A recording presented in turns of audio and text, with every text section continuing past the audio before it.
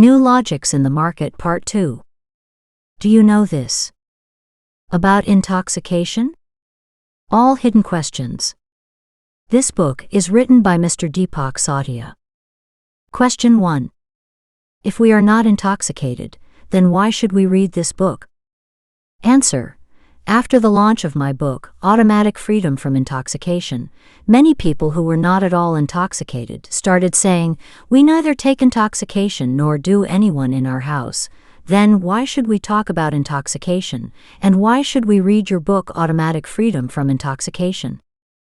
These words directed my attention to a particular subject.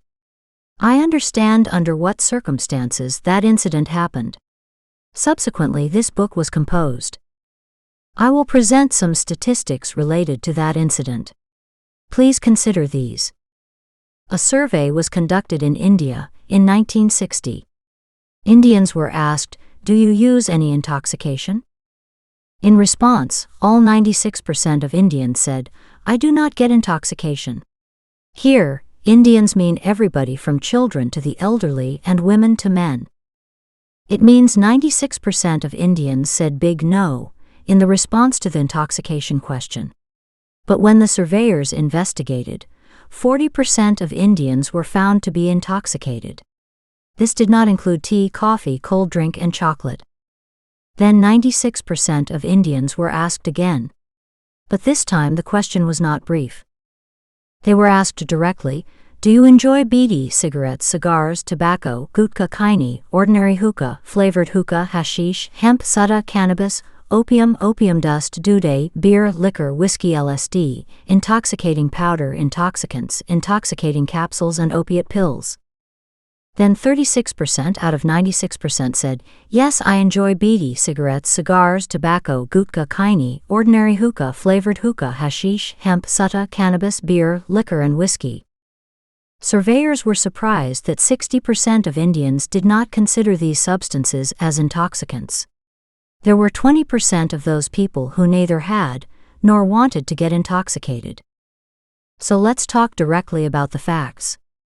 In 1960, 60% of Indians did not consider bidi, cigarettes, cigars, tobacco, gutka, khaini, ordinary hookah, flavored hookah, hashish, hemp, sutta, cannabis, beer, liquor, and whiskey as narcotics.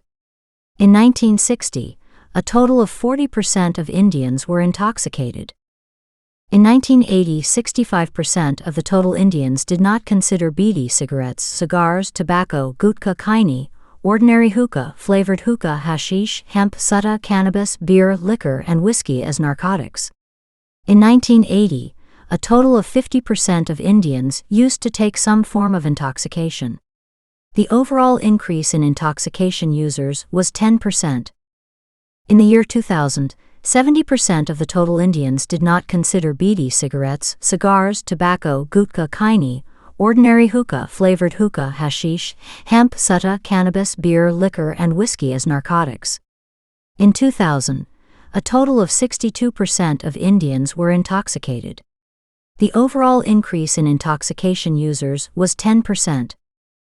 In 2018, a total of 85% of Indians did not consider bidi, cigarettes, cigars, tobacco, gutka, khaini, ordinary hookah, flavored hookah, hashish, hemp, sutta, cannabis, beer, liquor, and whiskey as narcotics.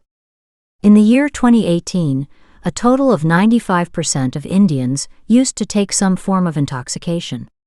The overall increase in intoxication users was 33%. Why am I telling these figures?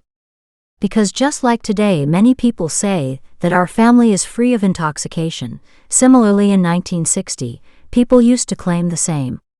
But in the next 20 years, those families had intoxication users in their family. The parents of the 1980s believed the same thing. But over the next 20 years, they saw their children taking intoxication. The same thing was spoken in 2000. But by the year 2018, many not only saw their young children getting entangled in an intoxication trap, but many also took their young children to the crematorium on their shoulders. That's why I am having this conversation with you. This is why this book has been written. Hopefully, you have realized this book is special.